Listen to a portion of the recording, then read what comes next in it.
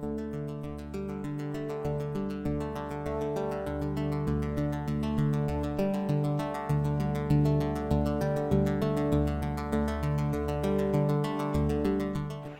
muli sa ating Cross-Examined Ministry. Ito po'y mapapakinggan muli sa ating AWR Pamas Palawan 96.9 FM, ang tinig ng pag-asa sa bawat pamilya.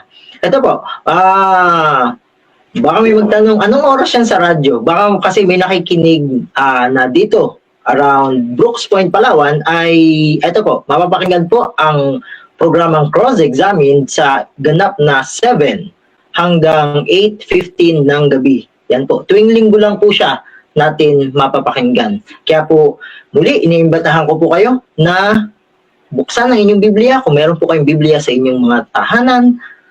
O kung baka naman kumakain din, baka naman kumakain kayo ngayon, ay papasalamat po ako na napapakinggan niyo pa rin ang tinig ng Panginoon sa mga oras na ito. Welcome din po sa ating mga viewers sa Facebook at saka po sa ating Facebook. Baka nagtataka yung iba bakit wala pa, hindi nahihirapan pang ma-search ang ating YouTube channel. Ito po sa kadahilan ng undergoing pa yung pagbuo sa kanyang sa channel na yun, sa ating channel na yun. Kaya po muli, humingi lang po kami ng konting palugit sa mga naghihintay sa ating YouTube channel. Sa ngayon po ay ang mapapanood lang po ito sa ating Facebook page. I-type nyo lang po, Cross-Examined. Yan lang po. Dadako na po tayo sa ating ikalimang topic. Ang ating pong ikalimang topic ay, yan po, episode 5 na po tayo, Let Go and Let God. Paano yun? Bago natin simulan, tayo muna po ay magpe-pray. Let's pray. Maraming salamat po sa oras na ito, Panginoon. Salamat sa pagkakataon na ibinigay niyo po. Muli, i-bless niyo po ang programang ito. Na ang bawat talata, bawat referensya ay maging daan upang mas makilala pa kayo, upang mas maitaas kayo sa aming puso, upang kami maakit ninyo. Tulungan, dear God, na magkaroon ng bisa ang salita niyo po, na hindi ito babalik sa inyo na walang kabuluhan, kundi gaganapin ito ang kanyang layunin. Aking dalangin din po, mas maging malinaw, mabigyan ng diin ang mga dapat idiin, at tulungan na itong bibig na ito na inyong nilikha sa akin ay magamit sa inyong kalwalhatian. Maraming salamat po. Ito yung aming hiling. In Jesus' name. Amen. Okay, dito na tayo sa ating episode 5, Let Go and Let God. Bitawan mo at hayaan mo ang Diyos. Yan yan sa Tagalog niya. Let go and let God. Bitawan mo at hayaan mo ang Diyos. Paano yun? Okay.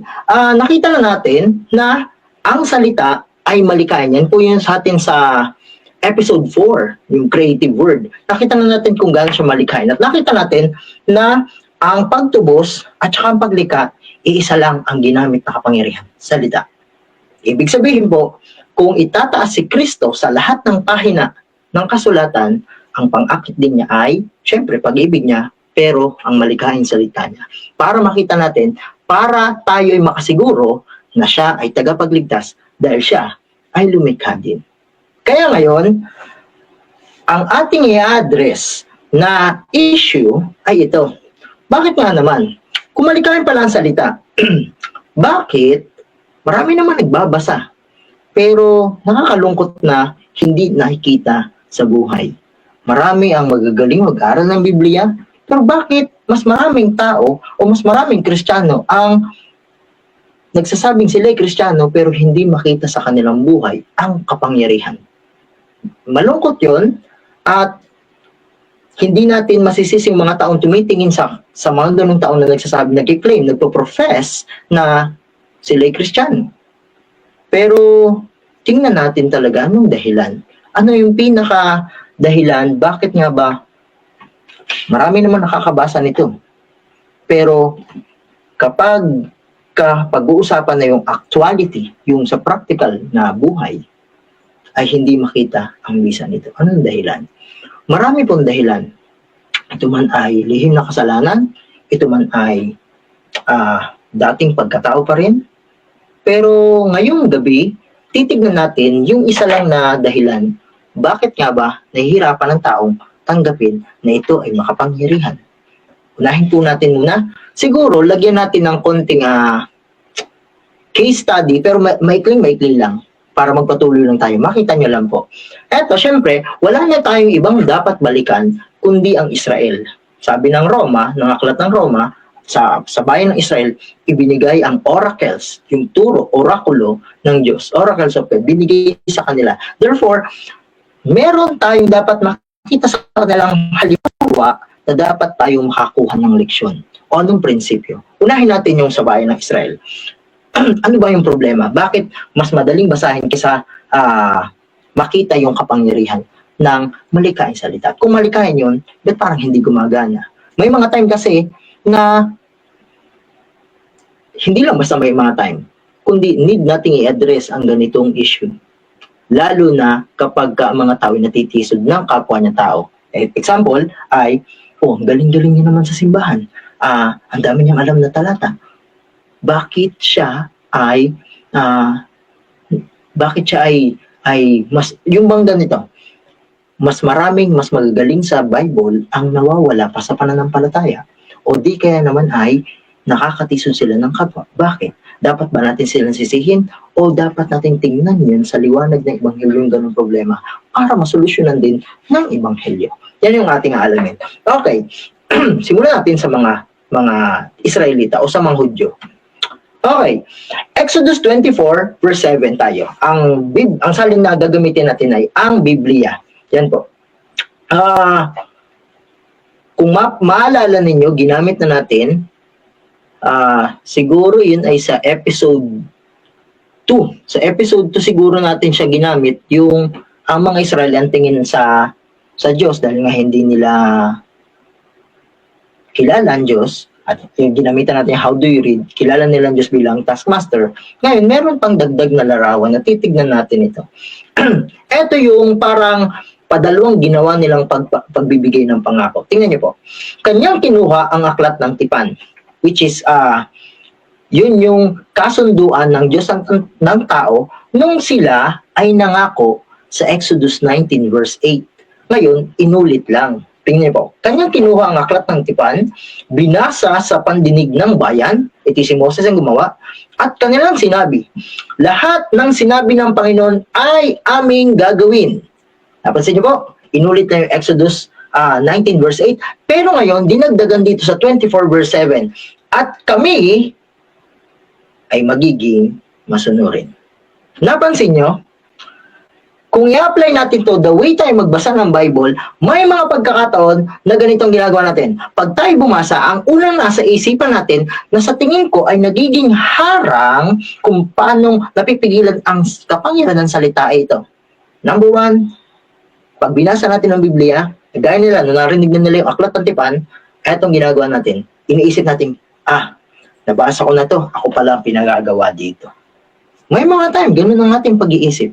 At ang Israel, buong bayan pa man din, ang iniisip nila, pagka kami nakabasa ng ganito, ng ganito, sa Biblia, naisip nila, kami ang gagawa pala niyan. Kaya sabi nila, lahat ng sinabi ng Panginoon ay aming gagawin at kami ay magiging masunurin. Ito yung bago sumamba sila sa gintong guya, sa gintong baka.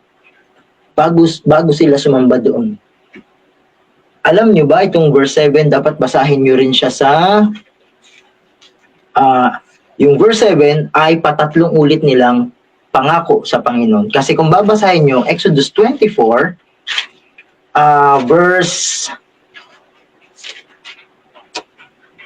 sa 24 verse 3, inulit lang nila yung Exodus 19.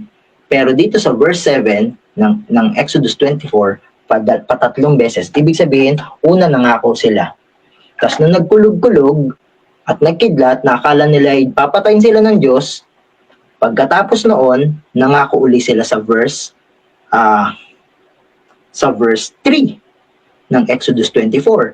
Pero, hindi lang yan ang basta ginawa nila. Nung narinig uli nila na binasa uli yung aklat ng tipan, nangako uli sila at pinagtibay nila ng salitang kami ay magiging masunurin. Biro niyo po, Ang mindsetting nila ay kami ang tutupad ng sinabi ng Panginoon. Patunay na hindi sila naniniwalang malikhain yun. I-fast forward natin, ilang dekada, ilang libong taon nang lumipas, pagkatapos ng senaryong ito, panahon na ni Jesus. Tingnan niyo po. Tingnan natin kung nabago ba yung kanilang mindsetting. Tingnan natin kung nabago yung kanilang kaisipan. Sa Juan 6, verse 28, ang sabi ganito, kaya tinanong ng mga tao si Jesus. Ito po yung katatapos lang ni Jesus, o ito yung kwento kung saan nagparami si Jesus nagparami ng tinapay gamit ang 5 tinapay at saka yung 2 isda, pinarami din yun. Ito po, tinanong ng mga tao si Jesus, ano po ang dapat naming gawin? Napansin niyo ba? Kaparehas lang. Sa Exodus 24, verse 7. Dito lang, ang pinagkaiba ay, nagtanong sila, ano po ang dapat naming gawin upang masunod namin ang ipinapagawa ng Diyos? Bagamat sa verse 29, sumagot si Jesus na manampalataya.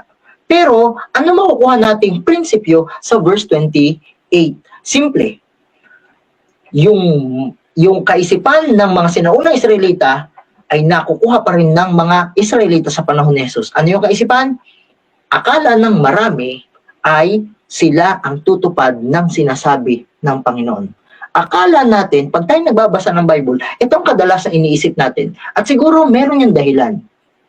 At siguro ang dahilan ay, ito, gaya na narinig kong isa, nasaan yung practicality? Siyempre, hindi mo naman pwedeng basahin. Ang lumalabas, hindi daw pwedeng basahin lang, tapos hayaan mo lang na hindi na mangyari sa buhay mo. Kaya lumalabas, iniisip nila na, siyempre, ito ay theory. At ang pag-practice nito, yun ang actuality. Pero pag ganun, ang lumalabas, walang kapangyarihan talaga siya. Kasi iniisip natin, pag tayo nagbabasa, syempre ako ang tutupad. Hindi naman yan mangyari kung hindi ko yun gagawin. Pero nakita natin ang pagkakamali ng mga Israelita sa panahon ni Moises na nung nangako sila, bumagsak lang sila sa pagkakasala ng pagsamba. At dito din, nung sinabi nilang ano po ang dapat namin gawin upang masunod namin ang pinapagawa ng Diyos, pag binasa niyo po ang buong kapitulo ng Juan 6, makikita natin marami nag-alisan. Dahil hindi nila maintindihan at hindi nila kayang isuko yung kanilang ideya doon sa ideya ng Panginoon. Kaya may mga pagkakataon. Kaya nga sa John 6:66, nag-alisan sila. Ayaw nila nung tinuro ni Jesus. Kaya posible na ang akala nating dapat tayo ang tumupad nito, dahil ang iniisip natin ay hindi gagana ang salita hanggat hindi ko gagawin, maaring hindi yun ang nais ng Panginoon talaga. Kasi kadalasan natatakot tayo na, syempre hindi man pwedeng puro basa lang. Marami na tayong nakikita na may mga nagbabasa nga, tatalino, ayaw naman nilang ipamuhay. Di wala din, nagkakaroon tayo ng ganun. At eto po, sinasabi ko ito, hindi para ikondina yung mga ganun tao. Maaring nabiktima sila ng mga karanasang may mga magagaling, tapos hindi naman masama naman ang ugali. Maaring biktima lang sila. Kaya hindi po ito, ang cross-examine ay hindi ginawa para kondina ng tao, kundi para mapakita na baka may mga problemang masusolusyonan kung titignan talaga natin ang nais ng Panginoon. Kasi tingnan po, kung ang salita, ang Biblia ay kanyang salita at ang kanyang salita ay malikhain, dapat niya bang iasa sa tao na walang kakayanang lumikha gamit ang salita ng kanyang salita? Dapat bang iasa? Kasi minsan, iniisip natin, anong gagawin natin para ba tayong si Juan Tamad? Yan yung mga tanong na sincere yung mga yan. Legit na tanong yan. Pero dapat nating isipin talaga ito. Tingnan niyo po. Pag ba ang Diyos ang nagsalita, sino ang gagawa? Tingnan niyo po. Unang ebidensya natin ay ito. Ezekiel 12 verse 25, ang Biblia version. Sabi ni Ezekiel, sabi ng Panginoon sa pamamagitan ni Ezekiel ay ito, ako na Panginoon ay magsasalita ng salita na aking sasalitain. Napakadami. Siya ang magsasalita nung kanyang gustong sabihin. At ito ay matutupad. Napansin niyo ba yon? Hindi niya hinintay ang tao. Hindi ko ibig sabihin dito ay parang Juan Tamad. Pero, what if bigyan natin ng oras na makapagpaliwanag si Jesus? Ano ho kaya sa inyo? What if bigyan natin, paano kaya kung bigyan talaga natin si Jesus ng panahon na siya'y makapagpaliwanag sa iyo at sa akin? Kasabi niya, pag siya nagsalita, siya din ang tutupad. Ito'y matutupad pag siya nagsalita. Hindi na ito magtatagal pa. Ngunit sa inyong mga araw o mapaghimagsik na sambahayan, aking sasalitain ang salita at aking tutuparin. Nakita nyo? Sa una, sinabi niya, pag siya nagsalita, matutupad yon. Pero mangyayari yon dahil siya ang tutupad. Pero ang nilagay pa niya, parang itong dulo ng Ezekiel 25 verse 12 verse 25 ay itong sabi ng Panginoon ay lumalabas. Ito yung pirma niya. Parang pinirmahan niya na patunay na sinasabi niyang ako ang nagsalita, ako ang gagawa at may pirma ko. Sabi ng Panginoon. Yung parang ganun ba? Sabi ng Panginoon, parang may pirma ba siya? Kaya makikita natin, ang unang dapat nating malaman, kaya ang malikhaing salita ay mangyayari hindi dahil ang tao ang tumupad, kundi dahil Diyos ang tutupad ng kanyang sinabi. Alam niyo bang may kinalaman to sa karakter niya? Mamaya natin yung tingnan. May kinalaman, kung hindi matupad ang salita niya, may kinalaman yun sa kanyang ugali. Makikita natin mamaya. Isa pa, tingnan uli natin. Tingnan niyo po ito. Meron pa isang ebidensya tayo. Isaiah 46 verse 11, Tagalog Contemporary Bible. Ito naman, ang konteksto ng Isaiah 46 ay tungkol kay Ciro. Si Ciro o si Cyrus sa English ay ang kauna-unahang hari ng buong Medo-Persia na pumalit sa Babylon. Ngayon, sa panahon ni Isaiah, hindi ba pinapanganak si Ciro? Pero tingnan niyo po ito, ang sabi ng Panginoon. Kaya nga, makikita natin kung gaano kamalikhain ang salita ng Panginoon kahit sa prophecy, sa kanyang mga hinuhula. Hindi pa buhay si Ciro, pero pinangalanan niya na. Si Cyrus, ipinangalanan niya na talaga na siya ang tinawag ng Panginoon magpalaya sa Israel mula sa Babylon. Pero alam natin na pag pinag-aralan natin yun ng ayos, lalo pag ikinumpara natin yun sa spiritual Babylon, may isa pang kahulugan, si Cyrus. O meron pang isang katao. Hindi mo natin. Meron pa siyang tinatawag na paglalarawan kung sino pa yung ikalawang Cyrus. At yun ay walang iba kundi si Jesus na magpapalaya sa mga tao sa spiritual namang Babylon. Pero ngayon, tingnan nyo ito.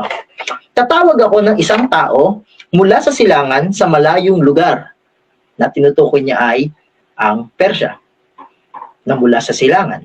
At siya ay magsasagawa ng aking mga plano. Pansinin nyo, gagawin ni Cyrus ang plano ng Diyos.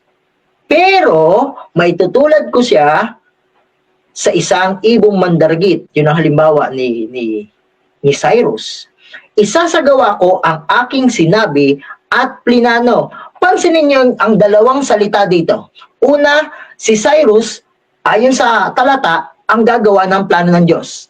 Pero, sa likod noon, bagamat parang si Cyrus ang gumagawa, sa likod noon, ang totoong gumagawa ay ang Panginoon dahil isasagawa niya ang kanyang sinabi at plinano. Mukha lang na si Cyrus yung gumagawa. May clue tayo para maintindihan yung sunod na talata. Kasi kung iisipin natin, hindi naman pala ikaw ang tutupad, hindi rin ako ang tutupad ng salita ng Diyos kapag nabasa natin. Ito may pangako niya, ito man ay panawagan niya, ang tutupad nun ay Diyos. Pero bakit tanong nyo, anong bahagi natin? Mamaya ho. Titignan natin pati yung bahagi natin. Kasi may mga pagkakataon na tinutulungan pa natin ng Diyos na parang lumalabas, Panginoon, sinabi mo, pero kami ang gagawa. Kaya parang lalabas, ang Diyos ay hindi pwedeng gumawa hanggat ikaw ay hindi gumagawa. Nakadepende siya tuloy sa iyo. Nalaman natin nung episode 4 na wala nga tayo sa paglikha. Paano matutulungan natin ang isang tagapaglikha gamit yung kanyang salita kung wala pa nga tayo doon nilikha ng mundo. Kaya kung titingnan natin, habang cross-examine natin lahat sa liwanag ng Ebanghelyo, makikita natin, posible kaya na gano'n ang aking kaisipan, na inisip kong, kaya hindi ako magbagong buhay kasi hindi ko pa natutulo na nagagawa yung pinagagawa ng Panginoon sa akin, na parang kagaya lang tayo ng mga Israelita sa panahon ni Moses at sa panahon ni Jesus, na parang inisip natin, kung magagawa ko lang sana to, kung magagawa ko lang sana itong sinasabi ng Biblia, siguro tutulungan ako ng Diyos. May mga ganong kaisipan tayo. At nakita natin sa case study ng Israel mula bagong lumang tipan at bagong tipan, mula sa panahon ni Moses hanggang sa panahon ni Jesus, ganun pa din iniisip nila. Kaya hindi mo masisisi yung mayamang lalaki sa Matthew 19, yung rich yung ruler na nagsabing, anong dapat kong gawin para magkaroon ng buhay na walangan? Patunay yun na ganun din ang kanyang kaisipan. Ako'y may gagawin para bigyan ako ng Diyos. Ako ang gagawa, ako ang gagawa.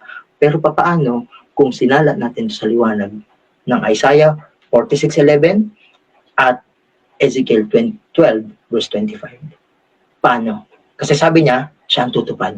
Hindi tayo, hindi natin tutulungan ng Diyos. Meron lang dapat tayo malaman. Ano yun? At saka, may mga time siguro, tatanungin natin, paano ang talatang ito? Yan. At siguro, panahon na rin para pag-aralan talaga natin ang mga ganitong talata na gamitan ng tamang pagsusuri, examine natin sa liwanag ng Ebanghelyo. Kasi, babalikan natin ito, pero may clue na tayo dito. Napansin niyo ba? Si Cyrus, sangayon sa Isaiah 46, ang parang gagawa ng plano ng Diyos. Pero, sa likod noon, Diyos naman ang gumagawa talaga ng kanyang sinabi at plinano. Ngayon, tingnan natin ito.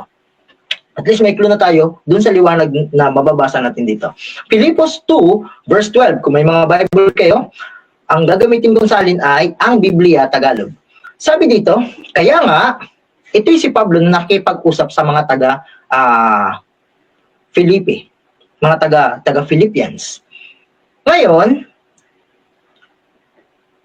sabi ni Pablo, kaya nga mga minamahal ko, mga kapatiran sa Philip, kung paanong lagi ninyo akong sinusunod, masunurin ang mga tao o mga taga-Pilipos, lalo na mga kapatiran. Ulitin ko lang, kaya nga mga minamahal ko, kung paanong lagi ninyo akong sinusunod, hindi lamang sa harapan ko. Yun ang maganda sa mga taga-Pilipos. Hindi lang sa harap ni Pablo. Parang ang lumalabas tuloy, pag titingnan mo ang larawang ito ay, si Pablo bilang teacher sa kanila, ay sinusunod nila hindi lang dahil nandiyan si Pablo. Kailan daw? Kundi kahit ngayon na ako'y hindi ninyo kasama. Napakaganda. Panawagan sa bawat isa na ang totoong Kristiyanong buhay ay hindi lang kapag may nakakakita, kundi kahit wala. Kaya lang, yun ang problema. Isipin natin, di dapat maging mabuti talaga ako kahit wala nakakita. Dapat ganito. Pero paano kung meron ka pang dapat malaman? Na mas maganda pa doon. Tingnan nyo. Uulitin ko lang, basa po. Kaya nga mga minamahal ko, kung paanong lagi ninyo akong sinusunod, hindi lamang sa harapan ko, kundi higit ngayon na ako'y hindi ninyo kasama, ay isagawa ninyo ang inyong sariling kaligtasan na may takot at panginginig. Napansin nyo ba? Itong huling sinabi ni Pablo na isagawa ninyo ang inyong sariling kaligtasan. Sa English yan ay work out your own salvation. Pag unang binasa natin yan at hindi natin ginamitan ng how do we read, seeing Christ in all scriptures, yung mga napag-aralan natin itong nakarang episodes, pag hindi natin yung ginamitan, tapos hindi ko tinitingnan ito sa liwanag ni Kristo, hindi ko ina-examine sa liwanag ng cross, parang ang lumalabas, ay ganito. Ikaw pa rin ang dapat magsumikap sa kaligtasan. Tama? May mga ganyan iniisip tayo. Nakalagay isagawa ninyo ang inyong sariling kaligtasan. Pero paano kung titingnan natin yan sa liwanag ng Isaiah 46? Si Cyrus ang gagawa ng plano ng Diyos. Pero, sa likod noon, sa likod ng lahat ng ginagawa ni Cyrus na mabubasa mabuti, Diyos pa rin ang gumagawa ng plano. Tingnan niyo ito. Kung isasagawa natin ang ating sariling kaligtasan ng may takot at panginginig, ang tanong ay paano at bakit? Tingnan niyo po yun, yung pangalawang talata, yung verse 13. Sapagkat. Napansin niyo ba yung salitang sapagkat? Nung sinabihan tayong isagawa ninyo ang inyong sariling kaligtasan, huwag mo muna isipin na, ako pala magtatrabaho ng aking kaligtasan, pagsisikapan ko pala. Huwag muna. Ito ang dahilan. Sapagkat, ang totoo, Diyos ang gumagawa sa inyo.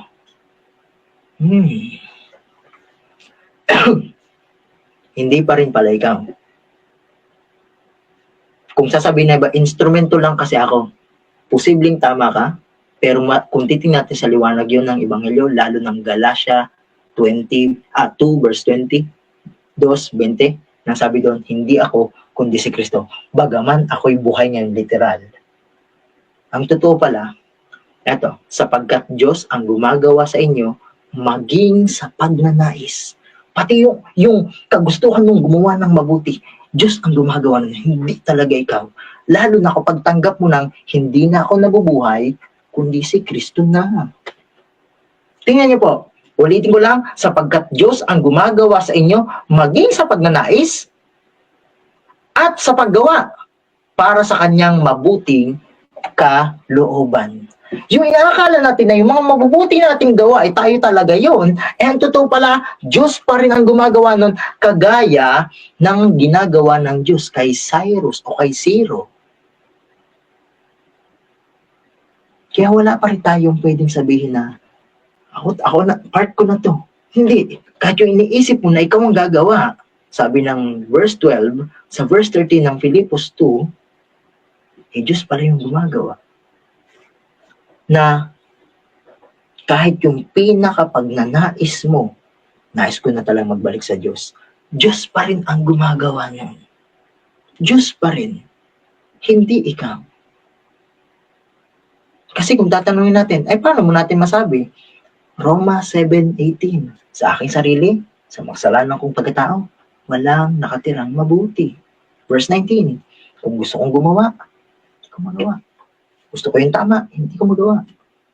Ibig sabihin, kung nakagawa ka ng mabuti, Diyos ang gumagawa nun. Lalo na kung tama ang motibo. Diyos ang gumagawa nun. Maging sa pagnanais at sa paggawa. Ngayon, eto na. So, kung ganun pala, na ang gumagawa pa rin. Kaya kahit itong ating pag-aaral ngayon, kahit itong ministry ng cross-examined, hindi kami ang gumagawa talaga nito. Bagaman, ang kita nyo ngayon sa video na ito, ako nakikita nyo. Pero, sa realidad ni Kristo, at ang realidad niya totoo, siya ang gumagawa sa amin ng mga bagay na ito. Wala kaming ginagawa. Yung totoo, wala kaming ginagawa. Sasabihin natin, paano nangyari? Nalilito ako. Wala kang ginagawa. Nandyan kayo. Yan sabi ng Panginoon. Siya ang gumagawa sa loob namin. Hindi talaga kami. Mahirap itong maintindihan kung hindi natin itutuloy ang pag-aaral. Kaya itutuloy natin. Pero hindi siya mahirap kung tatanggapin lang natin na ang totoo, siya talaga ang gumagawa. May time lang, gusto ng sarili na siya ay makita rin sa larawan, mahagip din ng picture sa ibang tao. At minsan gusto niya makihati sa Diyos. Pero hindi po. Dahil alam ng Diyos na kapag nakihati ang tao, aagawin niya ang lahat, maging yung ginawa ng Diyos para sa Kanya. Kaya gusto ng Panginoon na malaman natin talaga ang Ebanghelyo. Para hindi na ako, kundi si Kristo, kahit na ang nakikita natin ay yung tao pa din. Ngayon, paano yung mangyayari? Nabanggit ko na to sa episode 4. Akala kasi ng iba, ano yan? Magic. Ano yan? Iaasa ko na lang lahat sa Panginoon. Nabasa niyo na po ba ang Kawikaan 3 verse 5? Di ba ang sabi doon ay, magtiwala ka sa Diyos ng buong puso. Buong puso. Hindi mo magagawa kung sa sarili mo lang. Pero sabi doon ay buong puso. At sa verse 6, acknowledge Him. Kilalanin mo siya in all thy ways. Sa lahat ng ginagawa mo, sa lahat ng iyong ginagawa, i-acknowledge siya. Mahirap siyang i-acknowledge kung naisip mo pa rin ikaw ang gumagawa. Mahirap siyang i-acknowledge. Pero kapag ang sarili ay naisuko na sa kamatayan ni Kristo sa cross, Galatia 2:20 ulit, hindi na ako, kundi si Kristo. So, paano ito mangyayari? Pagkatapos ba natin basahin, nabasa ko na. Okay. Okay na.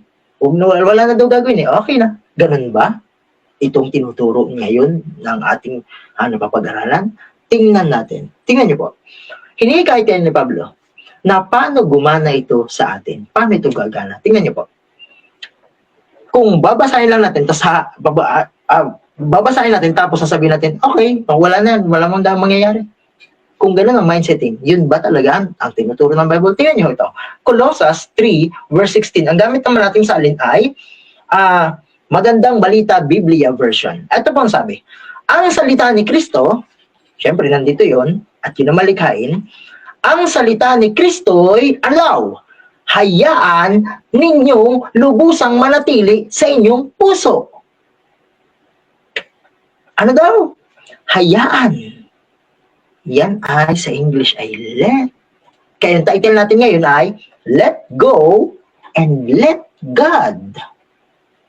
Bitawan mo at hayaan mo ang Diyos.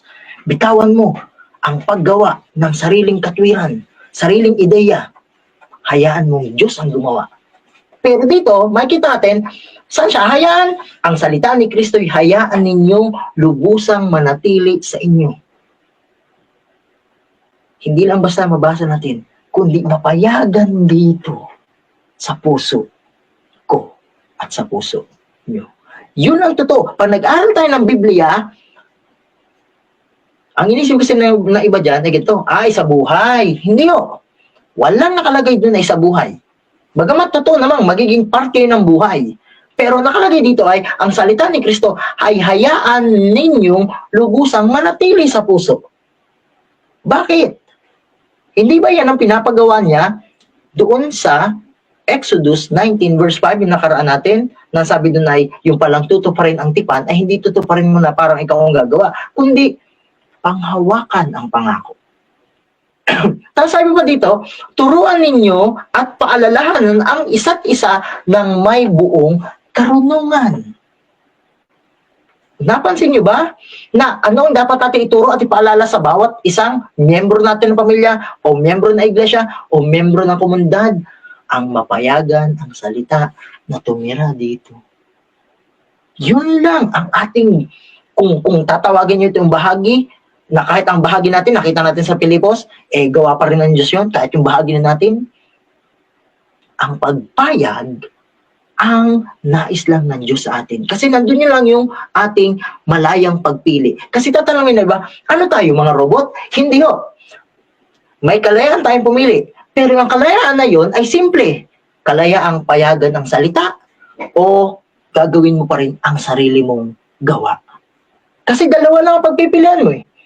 Yung sarili niyang gawa ng Diyos o gawa mo ang mananay. Maalin sa dalawa, napapayagan natin. Pero dito, ang hiling lang ng Diyos ay, ang salita ni Kristo'y hayaan ninyong lubusang makapanatili sa puso. Yun ang paraan ng Diyos para gumana ito. Kasi ito yun po, ang prinsipyo o ang buhay ni Kristo ay matatagpuan sa salita. Tama? Napag-aralan natin sa episode 4. Pero, may kapangyarihan na ba yun? Siyempre meron. Unang Korinto 1:24, si Kristo ang kapangyarihan. Ibig sabihin, hindi na natin ito lalagyan ng ito. Isipan, wala pa yung kapangyarihan. Kasi ako pa mag-a-activate. Hindi yun pwede. Hindi naman tayo creator. Hindi nga tayo nakakalika eh. At nakikita natin yan mamaya. Pero ang sabi niya, may kapangyarihan na to, pero payagan mo lang sa puso mo. Yun ang freedom of choice. Yun ang malayang pagpili kung papayag ka. Kasi hindi ka niya pipilitin kung ayaw mong tanggapin ang kapangyarihan niyang gumagana na. Kasi kung tatanungin natin, paano gumagana na ang kapangyarihan ng salita? Roma 1 verse 20, saan daw makikita ang kapangyarihan ng salita? Na itinuturo ng awit 33 verse 6 at 9. Simple, sa mga bagay na nakikita natin.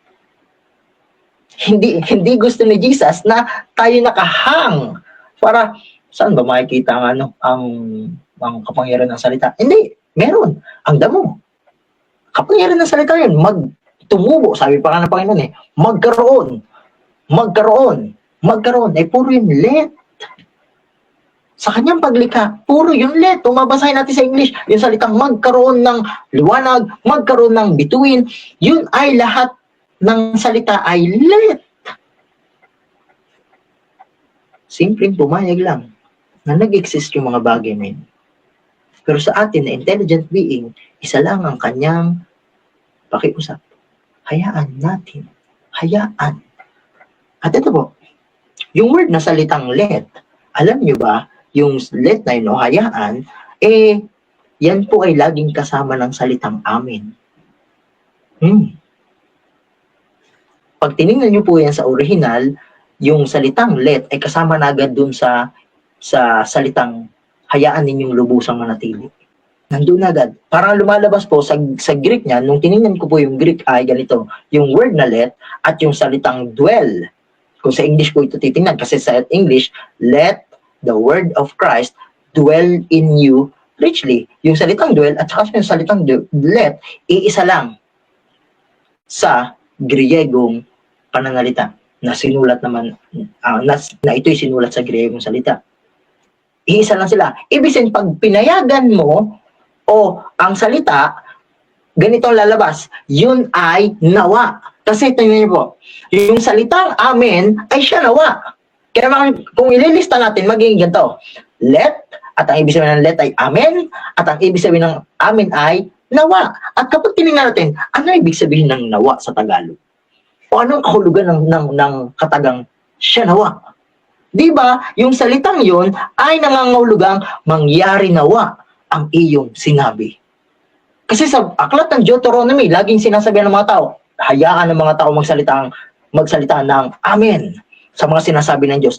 O, ibig sabihin, ipinapakita lang na ang mga salita ng Diyos ay payagan lang natin. Siya naman mangyari, Panginoon. Laging ginagano ng Panginoon na ang mga sasabihin ko, payagan nyo lang.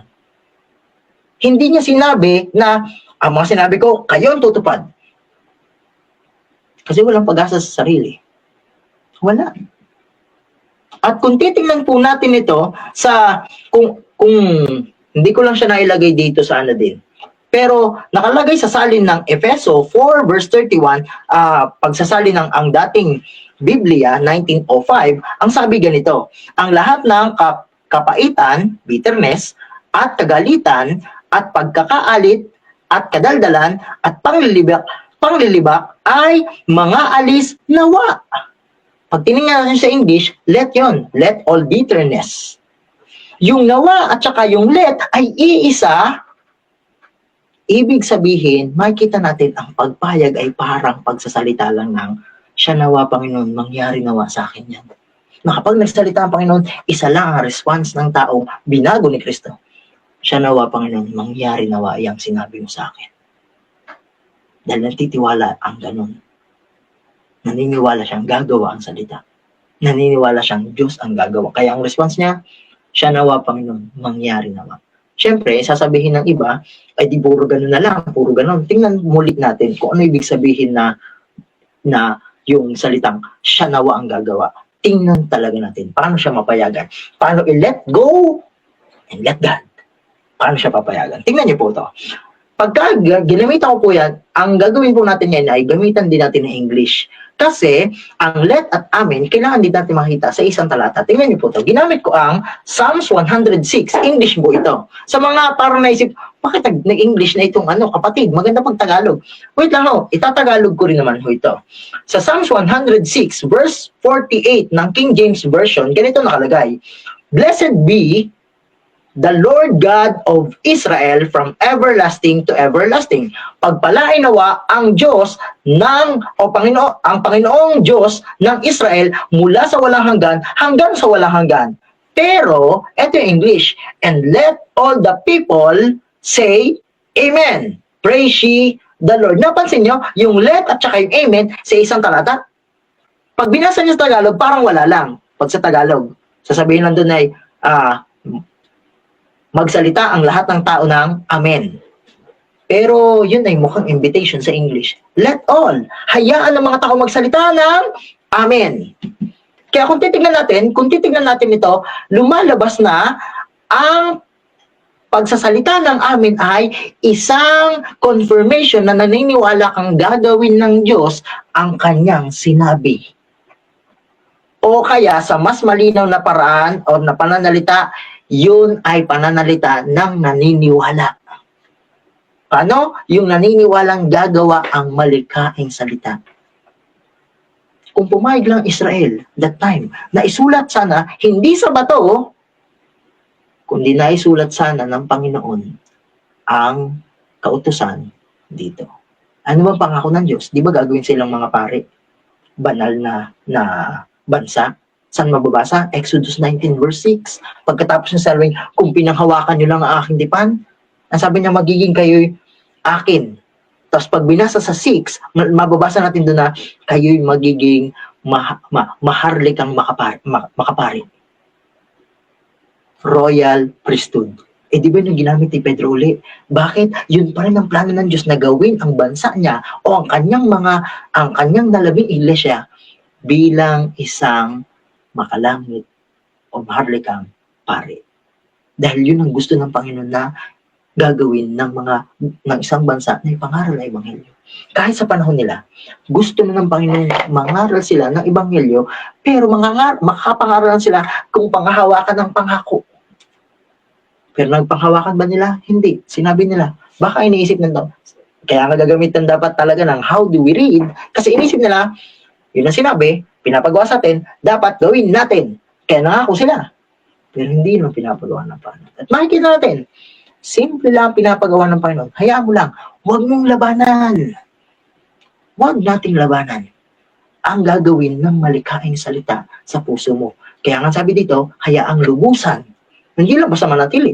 Na ngayon mananatili, bukas hindi. Hayaang lubusan siyang manatili sa ating puso.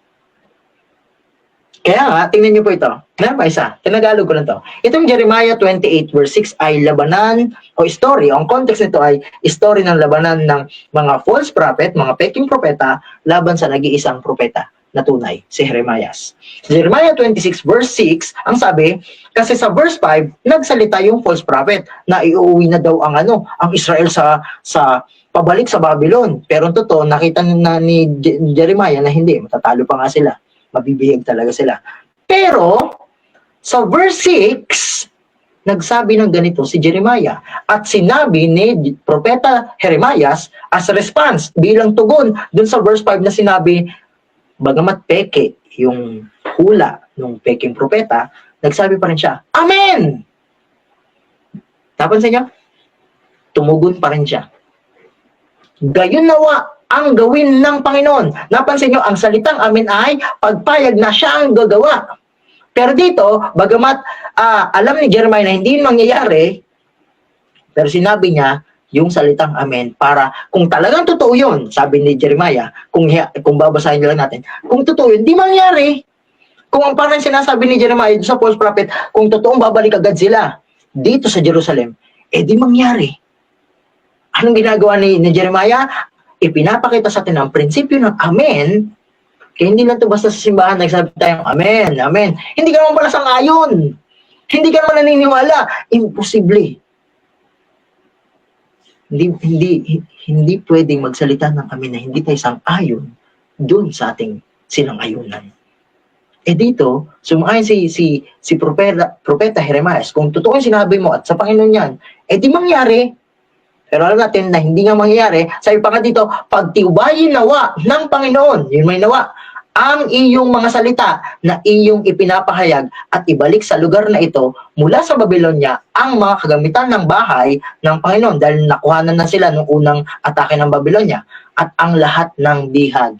Kung totoo yun, sabi ni kung talaga sa Panginoon yan, ang tugon lang dapat ay Amen. Pero sa Panginoon ba yun? Hindi syempre. Pero kinukuha lang natin ang prinsipyo ng salitang Amen. Ang totoong pagpayag ay naniniwala talagang gagawin ng Diyos yung sinabi. Kinuha lang natin ang prinsipyo ito. Binaliktad natin into positive. Dahil yun ang kabaliktaran. Kung sasabihin talaga ng Panginoon, ang ating tugon lang ay Amen. Gayon nawa. Mangyari nawa.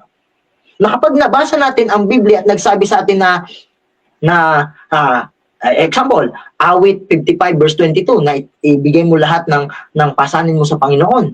Bago ang unang Pedro, yun muna eh. Awit, kung nabasa natin yun, ang ating nandugon, Panginoon, kunin mo dahil pangako mo yun.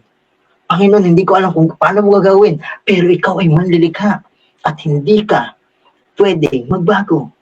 Kung nabasa mo yun, ibigay mo sa Panginoon dahil gagawin niya lahat para matanggal yung bigat mo na nararamdaman. Hindi siya nagsisinungaling. Yun ang dahilan bakit mahalagang malaman natin na malikhain talaga ang salita niya. Meron pa isa. Tingnan nyo, sinuportahan ito ni Ellen G. White. Kung ano bahagi natin? Ito na yung bahagi natin. Pero kahit bahagi natin, tatandaan, gawa yun ni Kristo. Kahit yung iniisip natin, tutugon ako sa Diyos, pag nanais yun, gagawin pa rin yun ng Panginoon sa'yo, sa loob mo, kung papayag ka. Tingnan niyo po ito. Sabi ni Ellen G. White, Christ Object Lesson, page 61, paragraph 2. Ang sabi, our part, kung meron man. Pero syempre, kahit yun, gusto ko ito idiin. Kahit pa sabihin, ba't inulit mo na naman? Gusto ko siya idiin na kahit yung part natin ay gawa pa rin yun ni Kristo. Our part is to receive God's word and to hold it fast. Ano ang part natin? Tanggapin yung pangako. Yung salita, yung malikhaing salita na ating pinag-aralan, gumagawa sa paglikha, sa pagtubos. Tanggapin. Regalo? Regalo. Tanggapin. And to hold it fast. Sabi sa Tagalog, ang ating bahagi ay tanggapin ang salita ng Diyos at panghawakan yung matibay.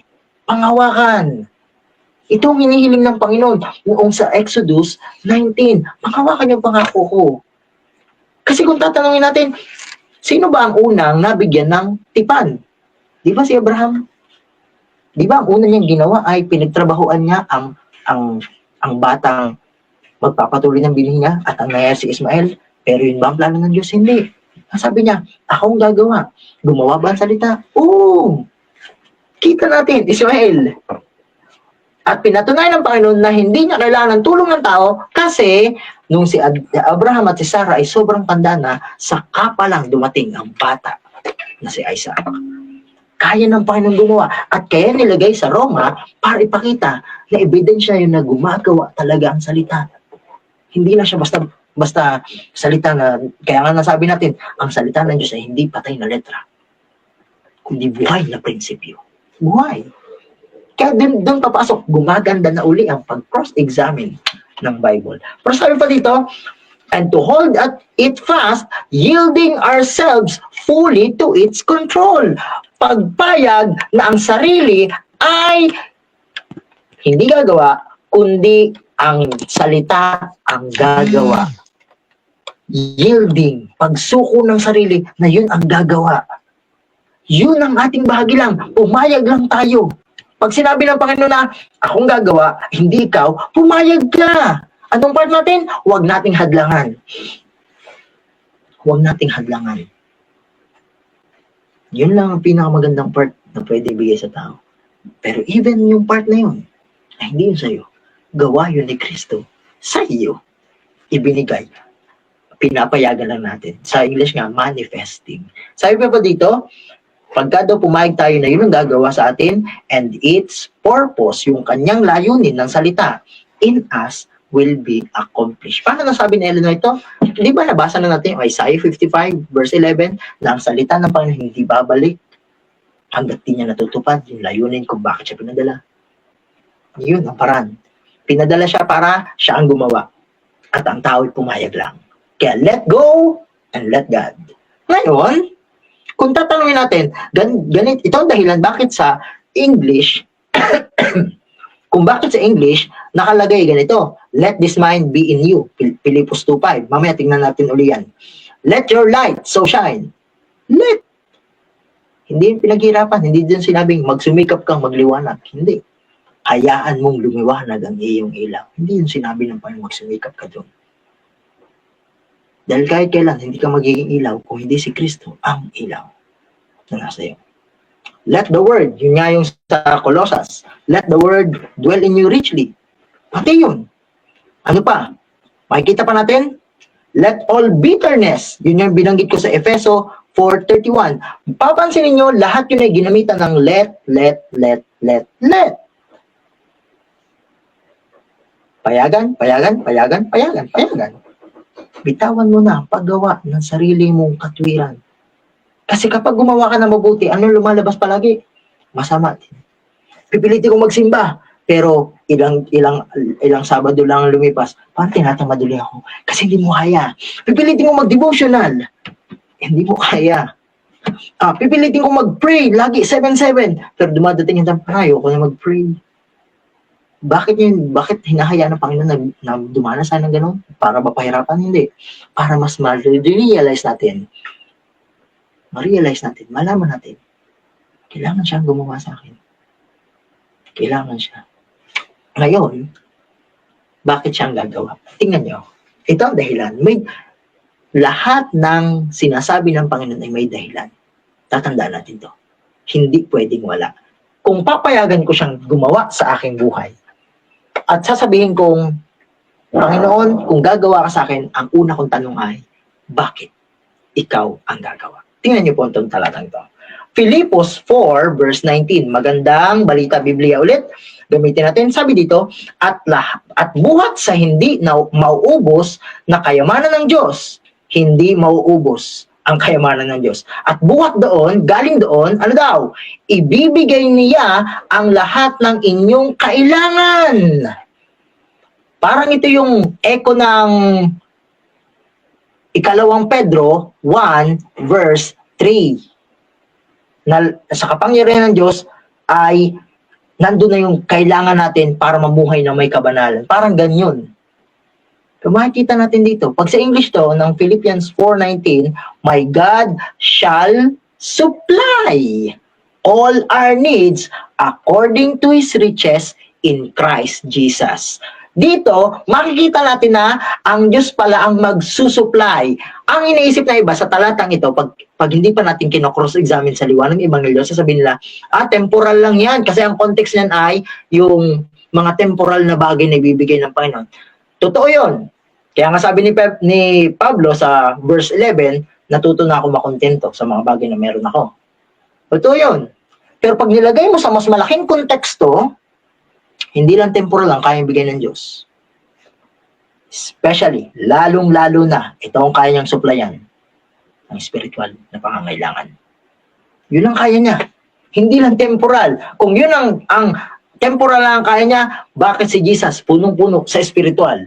Kasi kaya niyang mag-supply ang Ama sa langit ng pang-spiritual, lalo na sa spiritual. Kaya nga sabi dito, kaya siyang gagawa, ito ang dahilan, dahil ang kanyang kayamanan ay hindi nauubos. Marami siyang resources, pero ibibigay niya ang lahat ng ating pangangailangan o susuplayan, tutugunan, sasapatan, maalisan yung gustong sabihin. Pero sa pamamagitan ni Kristo Jesus. Bakit? Mamaya natin hanapin bakit sa pamamagitan ni Yesu Kristo. Mamaya, tingnan natin.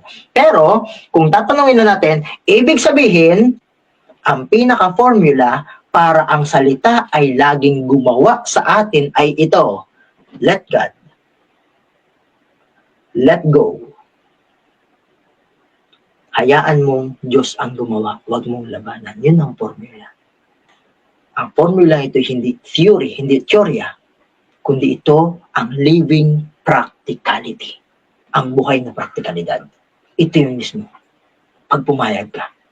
Napatunayan na kay Abraham, napatunayan niya ang Diyos ay gumagawa, kayang lumikha ng bata.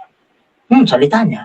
Napatunayan na ni Adan na kaya ng Diyos mag-provide, maglaan ng asawa para sa kanya. Hindi na kailangan pagtrabahuan.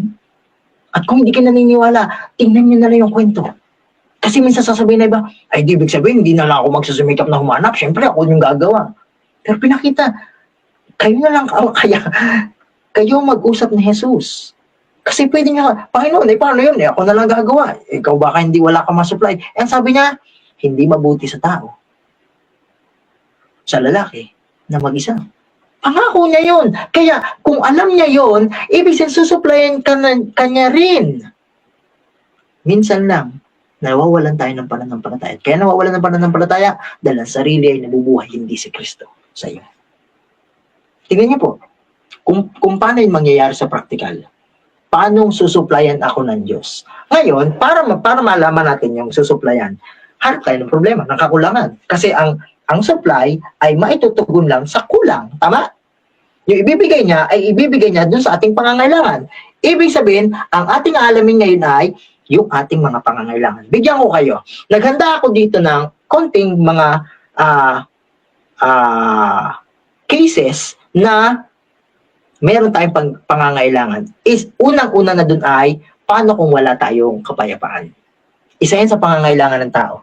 Kasi, may mga pagkakataon, marami kang pera, pero wala kang peace of mind o kapayapaan ng pag-iisip. Susuplayin ba yun ng Diyos? Tingnan niyo po ang pag-supply niya. Colossians 3 verse 15, ganyan 16. Ito naman, Filipino Standard Version. Sabi dito, hayaan. Uy, hindi pala pinagtatrabahuan. Ang alin? Hayaan ninyong maghari sa inyong puso ang kapayapaan ni Kristo. Yun lang. Hayaan natin na ang kapayapaan yun ay maghari sa ating puso. Hindi nyo na to pagtatrabahuan. Alam nyo bakit? Nangako siya. Juan 14:27, ang aking kapayapaan iniwan ko na sa inyo. Ibig sabihin, kaya tayo walang kapayapaan dahil hindi tayo naniniwalang binigay na ang kapayapaan niya. Isaiah 26 verse 3, yung kapayapaan yun ay perpektong kapayapaan. Kapag ang isipan mo yun nanatili sa Kanya.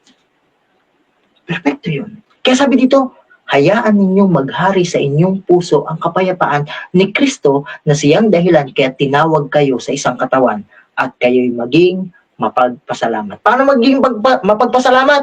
Kapag may kapayapaan na. Paano magkakaroon ng kapayapaan ni Kristo? Kapag hinayaan mo at hindi mo nilabanan. Paano nag-worry ako? May kapayapaan akong bibigay sa iyo. Basahin mo lang. Hindi yan nakakatulong sa akin. Hindi nakakatulong kasi hindi pa natin alam na yun ay gagawa. Pag yun ay nalaman na natin, makikita mo, gagawa yun sa iyo. Hindi ko man eksaktong alam kung paano gagawa sa iyo. Pero nangako siya na bibigyan ka niya ng kapayapaan.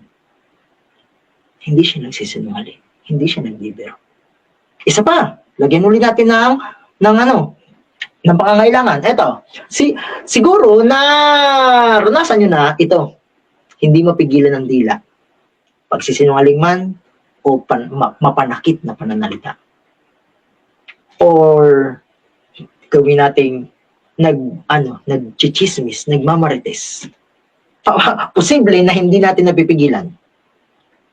At minsan, pinipigilan natin pero kusa na lumalabas ang masasakit na pananalita, lalo pag pagod, at yung mga salitang hindi kaaya-aya. Alam niyo bang may sinabi ang Panginoon dyan? Tingnan niyo. Kung hindi ko mapigilan, anong gagawin ko, Panginoon? Anong gagawin mo, Panginoon, pala? Simple, humingi ka kay Kristo ng pananalita. Bakit? Tingnan niyo to. Ano po meron kay Kristo? Unang Pedro 2 verse 22, ang sabi dito ay, hindi siya gumawa ng anumang kasalanan o kasinungalingan kailanman. Kahit kailan di siya nagsinungaling. Ibig sabihin, yung pananalita niya ay purong dalisay, totoo, at walang halong pagsisinungaling. Humingi ka sa Kanya. Alam nyo kung titingnan nyo ito, totoo ba yung nangyayari? Alam nyo, kung mababasa lang natin ang Apokalipsis 14, mababasa natin doon yung tinatawag na mga maliligtas na tinatawag na 144,000. Pero sabi doon ng Biblia, sa talatang 5 ay, hindi sila nagkaroon ng masasamang pananalita. Paano yun nangyari? Tinanggap nila ang salita. Paano? Kasi si Kristo hindi nagsasalita ng kasinungalingan. At dahil sila ay tumitingin doon sa tagapagligtas, sa kordero ng Diyos, kung babasahin nyo lang ang 14 ng Apokalipsis, makikita natin na kaya sila hindi nakapagsinungaling, hindi dahil sa sarili nila. Maaaring yung dati nilang pagkatao nagsinungaling. Pero kaya nakita ng Biblia na hindi sila nagkaroon ng pagsisinungaling sa kanilang mga labi, ay dahil tumanggap sila ng salita ni Kristo na hindi nagsisinungaling. Bakit? Paano ba nangyari kay Kristo na hindi siya nagsisinungaling? Dahil ba pinagtrabuhoan din niya? Dahil ba, kasi siya kasi ay Diyos. Totoo ba yun? Totoo naman, Diyos si Kristo. Pero ginamit ba niya yung powers niya para sabihin, para hindi ako magsinungaling, gamitin ko powers ko? O may ginawa ang ama sa kanya? Kahit siya, nating halimbawa, may ginawa ang kanyang ama, pumayag lang siya. Tingnan din natin. Isaiah 50 verse 4 and 5. Itong prophecy ni Isaiah, itong hula ni Isaiah ay tungkol talaga mismo kay Kristo kung babasahin ng Marcos 1:35 na madaling araw pala kay si Jesus. Pero nilagyan ng larawan ni Isaiah. Tingnan niyo po. Tinuruan ako ng Panginoon, ulitin natin, tinuruan ako ng Panginoong Diyos kung ano ang sasabihin ko para mapalakas ang nanlulupaypay. Yung mga pananalita ni Jesus na magaganda ay galing sa Ama. Ginigising niya ako tuwing umaga. Kapansin niyo, hindi kailangan magsumikap ni Kristo na mag-alarm clock para gumising. Pumayag siya sa gising ng Ama. Nagigising ka ba sa madaling araw na hindi mo naman alam kung wala ka namang problema, wala kang inisip, nagising ka lang? Ang talata nagsasabi, ginigising tayo ng banayad. Kaya pag ginising ka, meron siyang naisabihin sa iyo, buklatin mo ang Biblia. Buklatin mo ito, ang malikhaing salita. Kasi sabi dito, ginigising niya ako, wait lang po baka sabihin na iba, minsan puyat din ako. Naintindihan ka lang pa noon kung puyat ka. Kahit na totoo, merong ginawa tayo para napuyat, pero kadalasan kung pagod ka, naintindihan ka ng Panginoon. Kaya gigisingin ka niya sa alam niyang the best para sa'yo.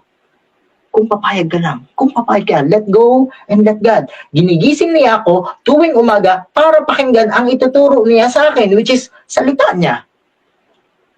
Nagsalita sa akin ang Panginoong Diyos at anong resulta? Nung siya'y nakinig at ako'y nakinig, hindi ako sumuway o tumakas man sa Kanya. Yun ang dahilan, bakit masunuri si Jesus? Dahil ang mga pananalita niya ay galing sa Ama at ang Ama ang nananahan sa Kanya. Juan 14:10, ang Ama ang gumagawa sa Kanya. Kahit siya mismo, ang Ama ang gumagawa sa Kanya, hindi siya mismo. Bagaman tayo kitalan si Jesus. Kasi pag binasa natin ng Juan 5:30 at saka 19, pag tingnan nyo, kahit siya anak, hindi siya makakagawa ng mabuti kung wala ang Ama niya. Totoo, mabuti si Jesus. Pero pinakita niya sa taong tunay na halimbawa na hindi ko gagamitin ang aking kapangyarihan para pakita sa inyo na ang Ama ang gumagawa ng lahat ng aking ginawang mabuti. Kung si Jesus na halimbawa ay ganun.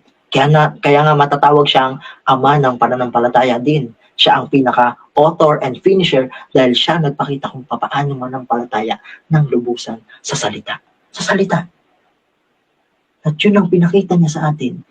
At hindi niya pinapakita sa atin ganito si Jesus. Hindi niya pinakita na ganito. Ako din ang gagawa nito, akong tatrabaho nito. Hindi. Pumayag lang din siya. Kahit siya, makikita natin yun mamaya. Isa pa. Madumi ba ang ating pag-iisip? Minsan, ang hirap tanggalin ang ating pag-iisip na marumi. Malalaswang.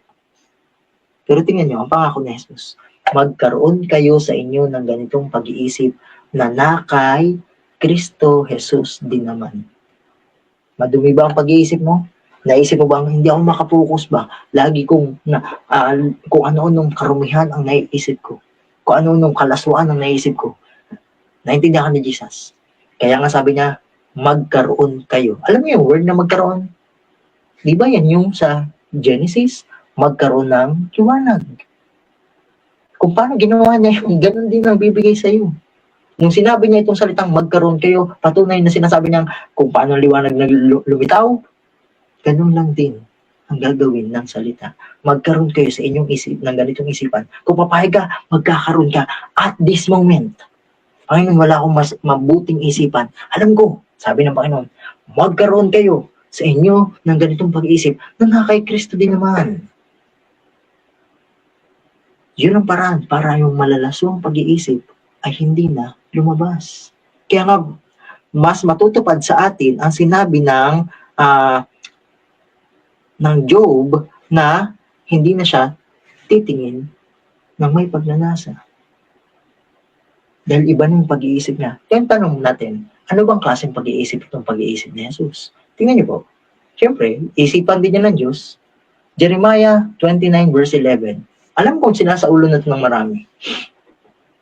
sapagkat nalalaman ko ang pag-iisip na aking iniisip sa iyo. Yun ang kanyang pag-iisip. Sabi ng Panginoon, mga pag-iisip tungkol sa kapayapaan at hindi tungkol sa kasamaan.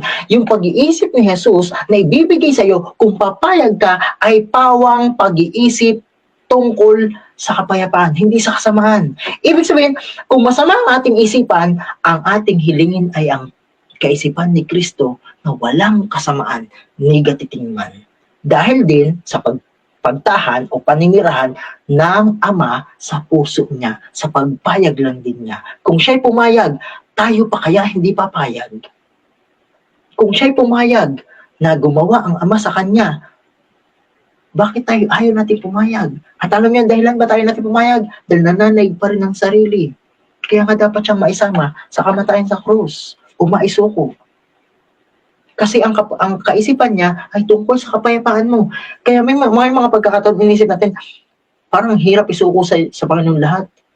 Parang naisip natin, parang agawan tayo ng happiness. Hindi ko yung totoo. Sabi dito, ang mga pag-iisip niya, yung plano niya sa atin, yung kanyang kaisipan, ay puro tungkol sa kapayapaan upang bigyan tayo ng pag-asa. Yun ang gusto niya ibigay, pag-asa sa inyong huling wakas. Hindi niya papahirapan tayo. Walang ganun sa Panginoon. Pero pag-asa ang gusto niya ibigay. Let go and let God. Hindi pa ba ito magandang balita para sa'yo? Hindi ko alam kung ano pang gusto ng tao. Ito pa, kung tayo nakakaisip ng kalasuan naman, halimbawa, napapaisip tayo ng kalasuan, ano ang nais ng Panginoong ating ipanalangin? Pag nakakaisip ng kalasuan, hindi mapigilan ng malalaswang bagay.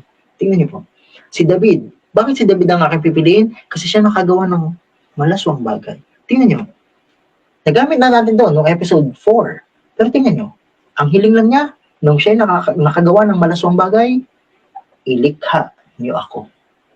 Request yun ng isang taong naniniwalang ang Diyos ay naglilikha. Ilikha niyo ako ng busilak na puso, O Diyos, at bigyan ako ng bagong espiritu na matapat. Kung nahihirapan ka, huwag mong paghirapan lalo. Minsan kasi pinipiga natin ang ating isipan, sinasabi natin, kailangan talaga ito'y dalisay na, pure! Hindi yan mababago hanggat hindi tayo nililikhaan ng Diyos ng bago. Yun ang gusto ng Panginoon. Na sa gabing ito, malaman natin na malikhain ang salita at ang paraan lang para mangyari yun.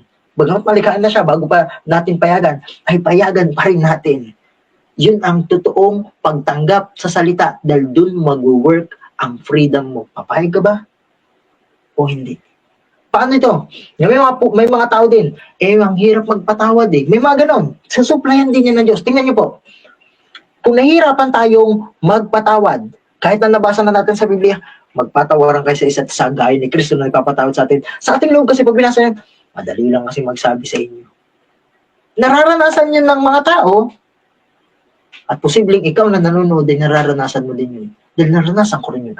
Nahihirapan ako magpatawad. Ang pangako ng Diyos, eto, Kawikaan 23 verse 26, anak ko, anong tawag sa iyo? Anak, hindi ka nakalaban. Bagamat ang turing mo sa kanya ay, ang turing ng tao sa kanya ay parang mabagsik, pero ang tawag pa rin niya, anak ko, ang puso mo sa akin ay ibigay. Bakit hinihiling ng Diyos na yung puso ko ibigay sa kanya at magmasid ang iyong mga mata sa aking mga daan? Hindi lang niya hinihiling. Tingnan mo ang gagawin ko sa iyo.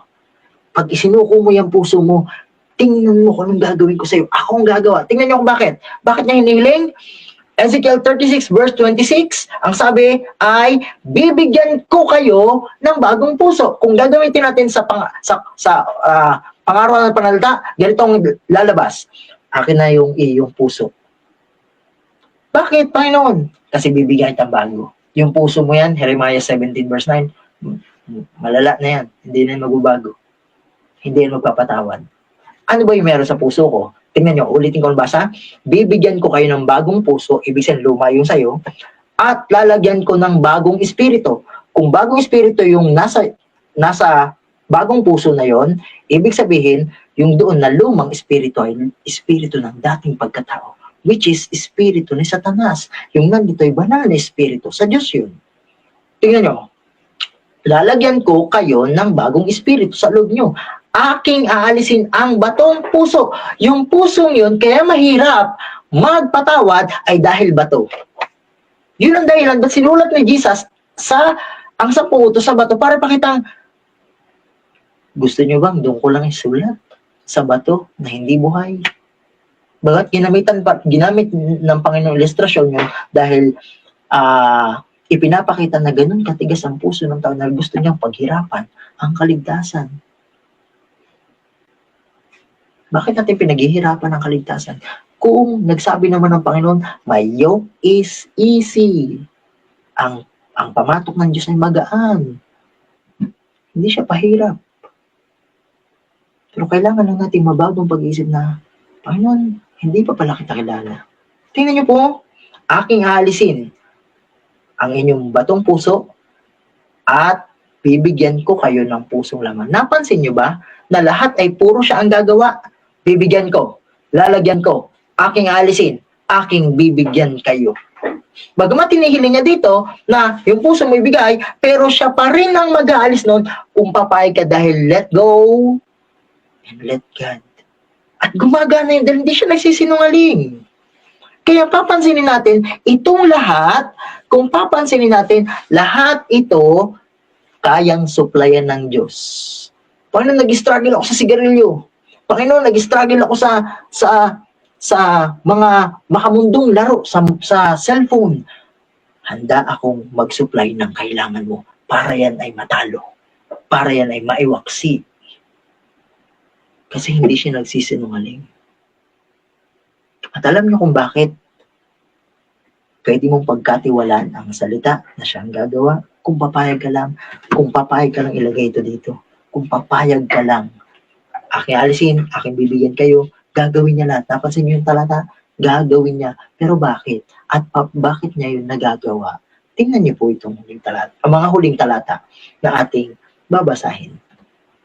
Bakit niya nagagawa yon? 2 Korinto 1 verse 20. Magandang balita Biblia. Ang sabi dito, sapagkat kay Kristo, ang lahat ng pangako ng Diyos ay palaging oo. Sa Kanya, yes. Kaya nga tayo nagpe-pray ng in Jesus name. Kaya minsan nabuwababaw yung kapangyarihan ng in Jesus name, amen. Kasi nalimutan natin na lahat ng ating tinatanggap ay dahil ikaw ay tanggap kay Kristo. Hindi ka nag-pray doon at sasabi mo, kaya nasagot ng Panginoon ang aking dalangin kasi ako'y prayerful.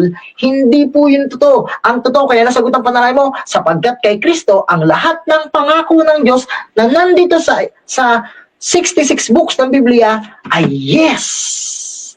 Dahil sa Kanya, dahil kay Kristo, nakakasagot tayo ng Amen. Para sa ikaluluwalhati ng Diyos. Kaya kung babalikan natin ang Pilipos 4:19, sabi ko kanina, babalikan natin, ibibigay ng Panginoon ang lahat ng kailangan mo dahil sa pamamagitan yun ni Kristo Jesus. Ako mismo natutuwa sa study na to. Kasi ganito kaganda ang ebanghelyo na meron ang salita. Na gusto niyang ibigay ang gospel message sa atin. Lahat kay Kristo ay oo. Panginoon, magkakaroon ba ako ng boyfriend? Oo. Dahil sabi ko, hindi bagay sa lalaki ang walang kasama. Kung babalikan natin, hindi rin bagay sa babae na walang kasama. Purpose yun ng Panginoon. Na lalapastangan lang ng tao, na pervert ng tao. Purpose yun. Hindi niya purpose na ikaw ay maging single. Sa mga single, hindi niya purpose. Pero, kung bibigyan ka man niya, lagi mo tatandaan, gamitin ang Genesis 2:17 o 18 at ihambing ang Ecclesiastes 3 verse 1, may panahon sa lahat ng bagay. Kaya hindi mo pwede sabihin na, ay di akong hahanap, may panahon dyan. Ang mag-aasawa ko na may panahon dyan. Kung papayag ka lang, mas maganda ang plano ko sa plano mo. Yun ang sinasabi ng Panginoon sa atin. Kaya maraming nasasaktan, broken hearted.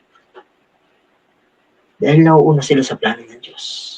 At inisip nila, tutulungan ako na lang ng Diyos. Kaya sa Panginoon, ang lahat ng pangako ng Diyos, makakasiguro ka dahil yun ay kay Kristo.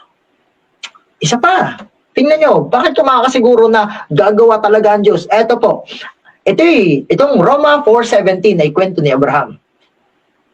At kung tatanungin natin, paano nakumbinsi si Abraham na ialay yung kanyang anak bilang test? Tingnan nyo po. Ayon sa nasusulat, itinalaga kita ang ama ng maraming bansa. Yun ay pangako kay Abraham. Maraming bansa, tapos isasakripisyo yun. Naisip ni Abraham, paano yung mangyayari? Sabi ng salita, ialay ko ang aking nag-iisang anak. Pero sabi din sa pangako ng salita rin, the same salita, magiging ama ko ng maraming bansa. Kung magiging ama ko ng maraming bansa, tapos itong binhi ko na magpapatuloy na aking lahi, mawawala, paano yun? Para nangyari, salita versus salita. Pero ito ang dahilan. Ito ay sa harap ng Diyos na kanyang sinasampalatayanan. Ginawa yung pangakong yun sa harapan mismo ng Diyos.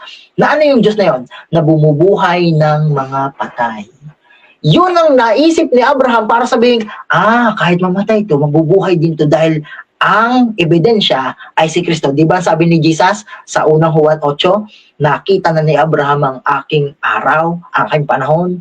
Ibig sabihin, ang inisip ni Abraham, kung si Jesus ay mabubuhay, at siya ang unang bunga ng pagkabuhay, at yung unang pagkabuhay si Kristo, yun ang magbubunga ng marami na kaya may pagkabuhay na muli ay dahil kay Kristo. Kung yun ay mangyayari, ibig sabihin itong anak ko na si Isaac ay mabubuhay din. Kaya hindi siya natakot na isurrender yung kanyang anak. Bagamat test, hindi naman nais ng Panginoon na ialay yung anak niya. Test yun ang pananampalataya. Pero yun ang conviction, yun ang katotohanan ng bumubuhay sa pag-asa ni Abraham na hindi naglalaban ng salita. Laban sa isa at sa isa. Tama, mapapansin ba natin? Tumatawag na magkaroon ng mga bagay na wala pa. Yan ay paglikha. Nakita natin, ang paniniwala ni Abraham ay naniniwala siyang sa resurrection, naniniwala siyang bubuhay ng Panginoon, at naniniwala siyang kung kaya ng Diyos tumawag, lumikha ng mga bagay kahit nakawala pa. Patuloy pa rin kung lumilikha ang Diyos ng mga bagay na hindi pa nag-e-exist. Sabi nga doon sa English, call it the things that are not. Naniniwala siyang ganun din ang gagawin kay Isaac. Una, dahil kay Kristo. Lahat ng pangako ng Diyos ay oo. Bakit ka magtitiwala sa Panginoon na gagawa ang salita niya? Simple, dahil kaya niya bumuhay ng patay. Yun ang ebidensyang siya'y tagapaglikha. At patatlo, dahil kaya niyang magsalita ng mga bagay na hindi pa nangyayari. At totoo yun. Nung sinabi niya na sa Jeremiah 29 verse 11 na alam ko ang plano ko na ginagawa sa inyo. Di ba bumalik talaga sila sa Israel? Kaninong panahon? Sa panahon ng Israel na gusto nilang bumalik agad? O sa panahon ng Panginoon? Sa panahon ng Panginoon. Kaya mas tama yung plano niya kaysa sa plano ko. Isa pa. Hebrews 6:18. At ang dalawang bagay na ito, yung kanyang pangako at ang kanyang panunumpa sa tao. Siya ang totoong kaya manumpa ng tama. Tayo kasi pag nanumpa tayo, hindi pa nga totoo minsan. Iniibig ko ang Pilipinas. Minsan, hindi pa natin iniibig ang Pilipinas. Susundin ko ang tuntunin ng aking paaralan. Pero minsan, nag-ayaw tayo eh. Igagalang ang mga magulang, pero hindi na nangyayari. Kahit palagyan natin yan by the grace of God, ang salita ng tao hindi tatalab. Sabi pa dito, at ang dalawang bagay na ito, ang pangako niya at panunumpa, yung kanyang oath, ay hindi magbabago. Hindi mababago. Bakit? Dahil hindi magagawang magsinungaling ng Diyos. Ito yung pang-apat na dahilan. Unang dahilan, kay Kristo. Oo, ang pangako ng Diyos. Padalwa, kayang bumuhay ng Diyos ng patay. Ako hindi.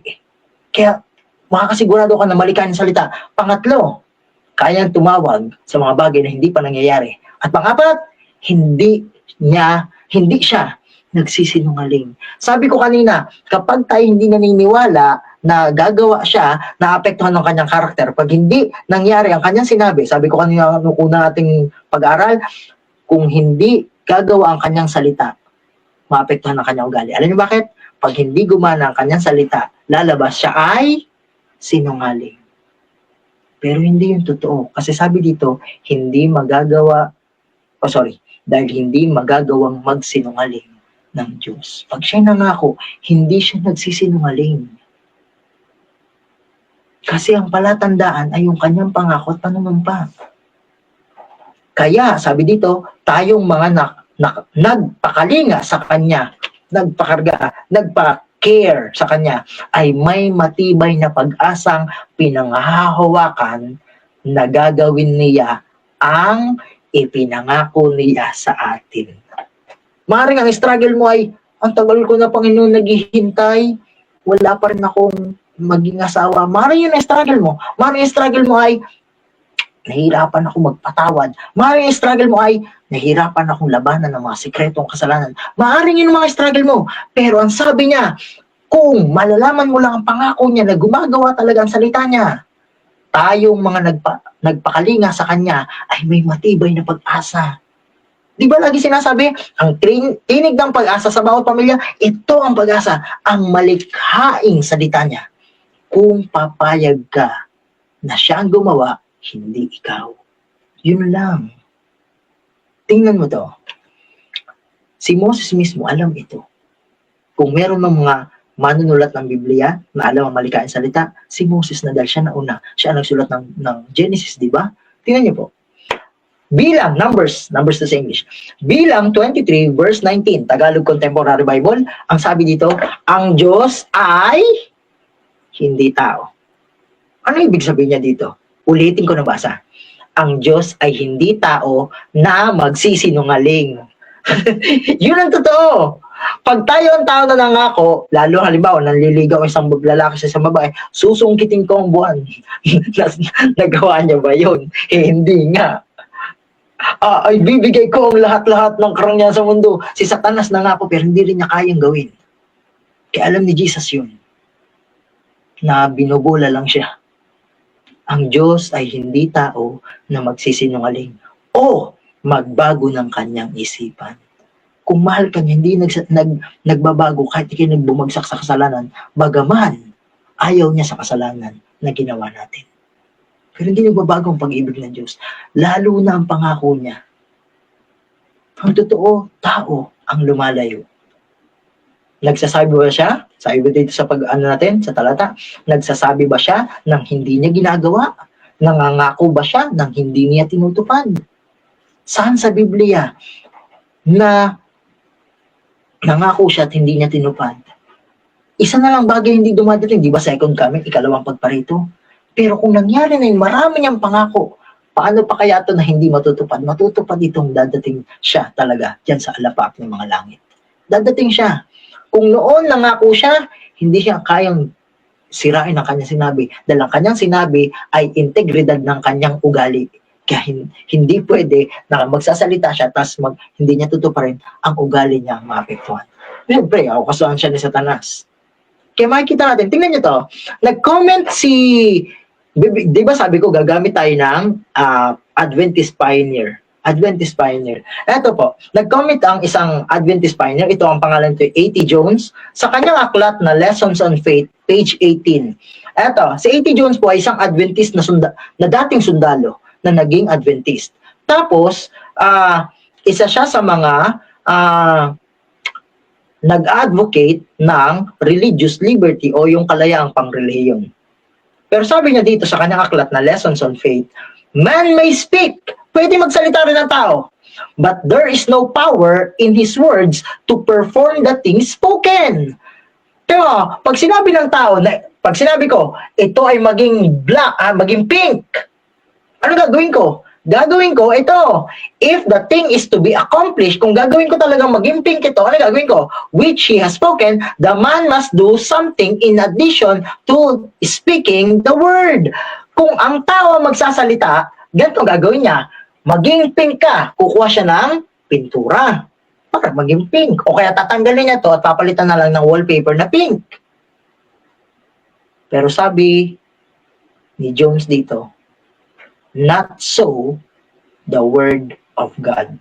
Pero hindi yun ganun sa Diyos. Yun ang komentaryo sa Bilang 23 verse 19. Kaya magkaiba ang tao at Diyos. Pag Diyos ang nagsalita, gumagawa yun ang salita. Pero ang tao, dadagdagan pa niya para sabi daw, he must make good of his word para mapatunayan niyang gagawa. Pag sinabi niyang magkaroon ng ilaw ang tao, hanap siya ng bumbilya, hanap siya ng kuryente. Pero pag sinabi ng Diyos na magkaroon ng liwanag, wala siyang itutulong doon. Kasi yun mismo nilikha. Yun ang nilikha. Kung tatanungin nyo, paano yung kay Adan? Naggawa siya nung nalilikha niya si Adan, ginamitan niya ng kamay. Totoo. Pero pansinin niyo po, bago yun nilikha, di ba nagsabi na agad siya na likhain natin ang tao ayon sa ating wangis? Hindi niya tinulungan ang kanyang salita na para mag-create. Kasi kung totoo yun, ba't niya nagawa yung mga isda na gamit ang salita? Dapat gumamit siya ng kamay. Pinapakita lang na yung paggamit ng kamay hindi para tulungan ang salita, kundi para ipakita ang intimacy, yung sobrang lapit, closeness niya sa tao. Pero hindi niya kailangan tulungan kasi napatunayan na sa unang araw hanggang sa ikalima, kaya niya. Tapos biglang sa tao, hindi niya na kaya. Hindi yun ang totoong liwanag noon. Sabi dito, when God speaks, kapag nagsalita ang Diyos, the thing is nangyayari. And it is simply because He has spoken. Yun ang pinagkaiba ng tao at Diyos. Pag nangako siya, hindi siya pwede magsinungaling. Kaya nga sabi ni Jesus, si Jesus mismo ang tanongin natin, bilang katapusan. Matthew 19 verse 26. Tiningnan sila ni Jesus. Ito yung umalis na yung rich young ruler, yung mayamang lalaki. Anong sabi niya? Imposible ito sa tao. Ang pagbabago, ang katwiran, anumang mga bagay na mabuti, imposibleng gawin ng tao. Pero, sa Diyos, ang lahat ay posible. Paano i-let go and i-let God? Paano bitawan ang sarili kong effort, ang sarili kong pagsisikap, at payagan ang pagsisikap ng Diyos, ang gawa ng Diyos? Simple lang. Siya mismo ang nagpakita ng halimbawa. Ito yung nagpe-pray si Jesus sa Gethsemane. Pansinin niyo mga salita. Lumayo siya ng kaunti at lumuhod at nanalangin. Ito yung sa Gethsemane sila. Ama ko, kung maaari po, ay ilayo niyo sana sa akin ang mga paghihirap na darating. Even si Jesus, sa kalagitnaan ng kanyang pagsubok, ay nakaramdam din ng takot na mapahiwalay sa Ama. Sabi niya, Panginoon, kung pwede sana. Pinapakita lang dito na pwede ka makapag-usap talaga sa Diyos na may pag-alak at the same time, sasabihin mo talaga kung ano nasa puso mo. Kasi sinabi niya nasa puso niya, natatakot ako eh.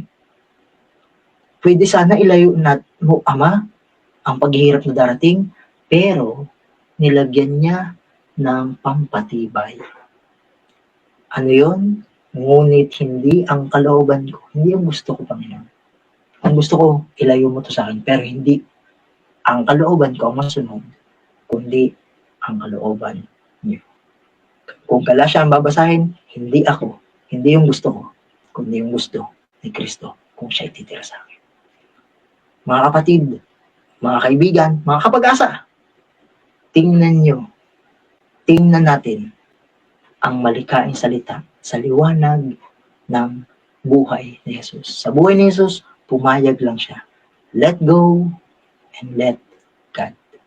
Sana po, naging pagpapala ang mensaheng ito. Sana may mag-aral na pagkatapos ng programa ito, tingnan ko nga lang, ganda ng talata. Sana may ganun.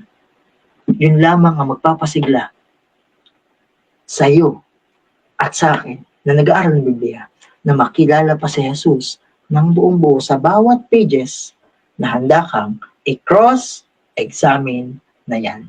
Tayo mag-pray. Maraming salamat, Panginoon. At totoo, may mga pagkakataong nilalabanan namin ang salita. Pero bigyan kami ng puso ni Jesus na hindi yun lalabanan. Na hindi lang ngayon, kundi mas lumalim pa ang pagkaunawa namin na ang malikaing salita ay gagawa kung hindi namin lalabanan. May kapangyarihan to at hindi na namin kailangan tulungan. Ang kailangan lang ay hayaan itong lumitaw sa aming buhay. Muli, maraming salamat. Maraming salamat din po sa mga nakinig at nanood. Ito'y aming samot dalangin, mabaon sa amin ang katotohanan at ito'y lumago upang maging punong kahoy ng buhay ng katwiran. Ito'y aming hiling. In Jesus' name, Amen. Maraming salamat po. God bless.